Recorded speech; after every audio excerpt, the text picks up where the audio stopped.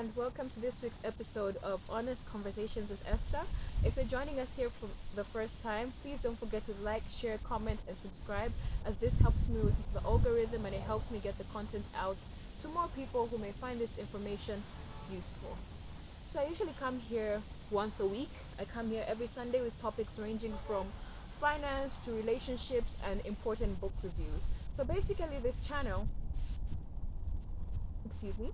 So basically, this channel is about sharing useful information to just level up with your life.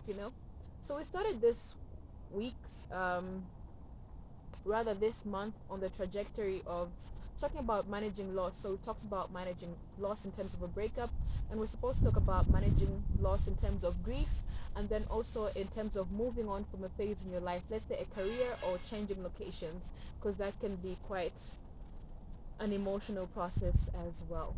So we're supposed to continue on that trajectory, but we're going to park that subject for a little bit, and that's because I like to bring depth to every subject that I talk about, and in particular, the issue of grief is still very personal to me. I lost my father about a year ago, and I don't create content for clout.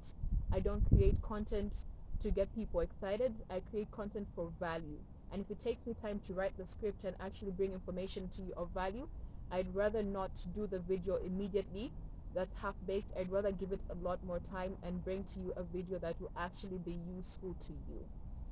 So that's why today I've decided to change the trajectory a bit, and we're going to be talking about the issue of turning your side hustle into a full-blown business. Now, I've skipped a week. I haven't been here in a week, and that's for two reasons. I recently got a gig in radio. I really thank God for that. I was in radio a couple of years back, and yeah, I guess radio called me back. I never went looking for radio. I guess radio came looking for me, and I thank God for that. And two, I like to take advantage of the natural lighting. I like to film out here, but it rained last Sunday, so we couldn't film. But I'm back here, and we're going to be talking about turning your side hustle into a full-blown business. Now let's get into it, shall we? First up, your talents will make room for you amongst great men. So the first place to look when you're looking for a side hustle that you can turn into a full-blown business is things that you can do naturally with great ease. And in my case, it was the issue of being able to be a speaker. So I turned speaking into a side hustle. I've been speaking since I was 3 years old. I was standing on stages at church. I didn't realize it was a gifting until I was much older. So I turned this into a side hustle by one. Okay, I like to communicate. One, I sell articles, so I turned it into a side hustle of selling articles. And two, I turned it into a side hustle of being a radio talk show host. And three, I'm also trying to grow a following on YouTube. So that's how I turned my natural gifting of being a speaker into the side hustle of being a communicator. So the second thing you need to do in turning your side hustle into a business is train yourself on it. It's not enough that I find that communicating ideas was something that came to me naturally.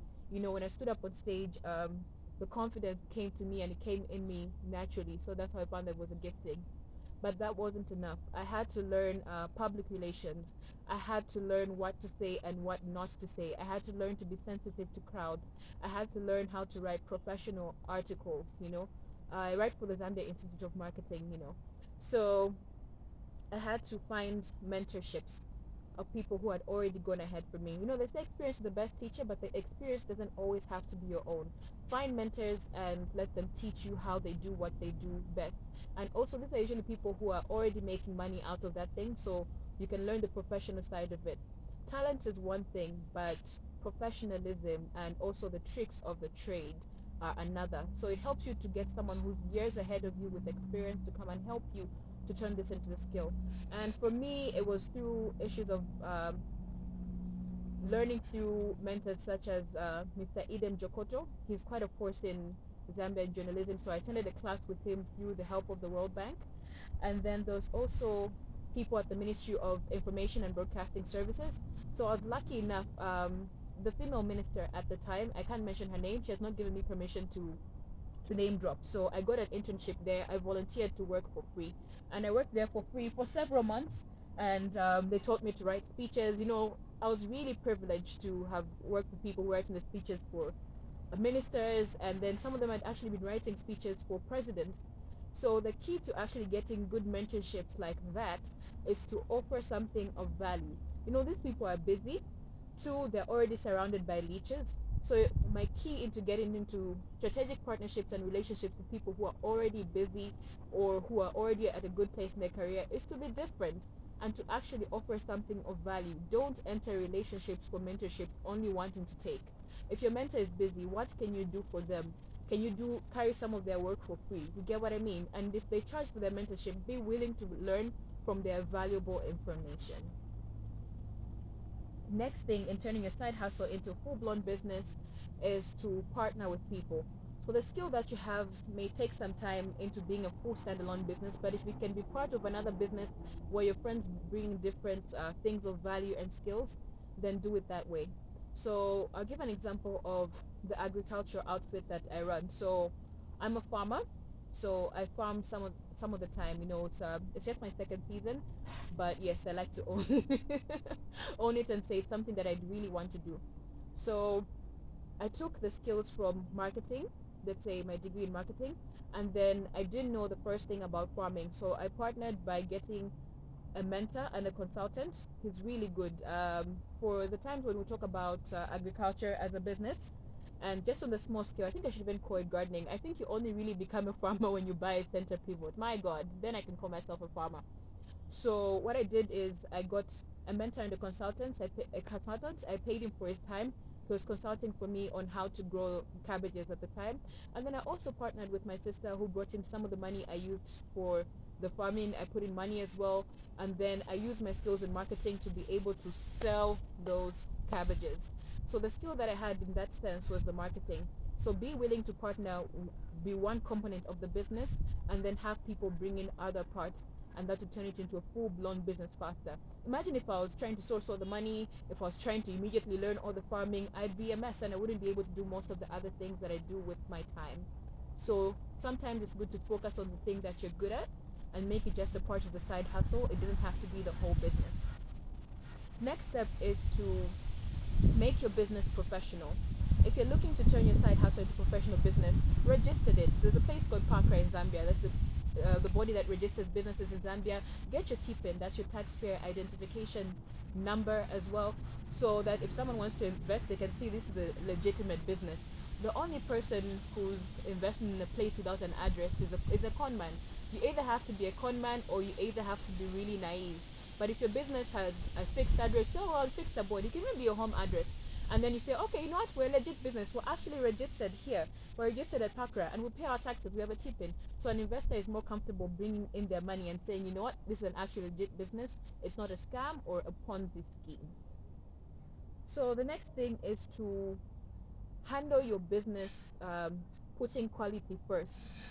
So a lot of people guilt friends and family into buying things of low quality just because they're selling. Guys, you're trying to make money, right? And after working for your own money, would you then spend your money on someone that's not giving you quality? That's not fair. If you want friends and family to prioritize buying from you, also offer them some sort of quality. To be honest, there are many businesses where we bought for the first time but we don't go back to because this person was a friend and we thought it nice to just buy from them once and never go back. But please offer even friends and family good quality, so that way we'll give referrals and saying you can buy from so and so, she does a decent job. So don't expect people to buy from you just because they know you. So that will stunt your side hustle and it won't grow into a full-blown business. Next is to make time for it. Be very deliberate. I always say, unless there's a plan, it's not a goal, it's just a wish list. But the difference between a wish list and an actual plan is that an actual goal rather, is that you've planned it out. You make time for it. And it didn't have to be a lot of time, but the time that you allocate has to be consistent. Let's say your business is on YouTube. Or on Instagram, say this 1 hour, I'll put all the packages in order for shipping, I'll respond to all the messages, and has to be consistent every single day. Offer the kind of quality that you would want to receive. The next step is to look around in your environment. We often look for complicated things to be our side hustle, but I've learned from some of these pitching classes that if it's too complicated to explain to a child, if you can't explain it to a child, then it's probably too complicated. So find simple solutions for things which are going on around you. That way you can turn your side hustle into a business. I like to talk about my cousin Melissa. She cooks, and the simple solution to that she was the problem that she was solving for is that some people are too busy to get out of the office and to get go home and get meals. So she makes nice home cooked meals and then she delivers them to people's offices. So she's solving a problem. So this is what we had for you. I think I'll make a next part because there's so many points I wanted to put in this episode, but I think I might overwhelm you with information. So let's talk about the things that I've talked about today. And if you have any questions, don't forget to like, share, comment, and subscribe. And I'm also on Instagram. You can follow me at Esther Miss Hills. And I'll write down some of the points at the bottom in the description box. And I'll make a second part to this series. Thank you for watching, and I will see you in the next episode.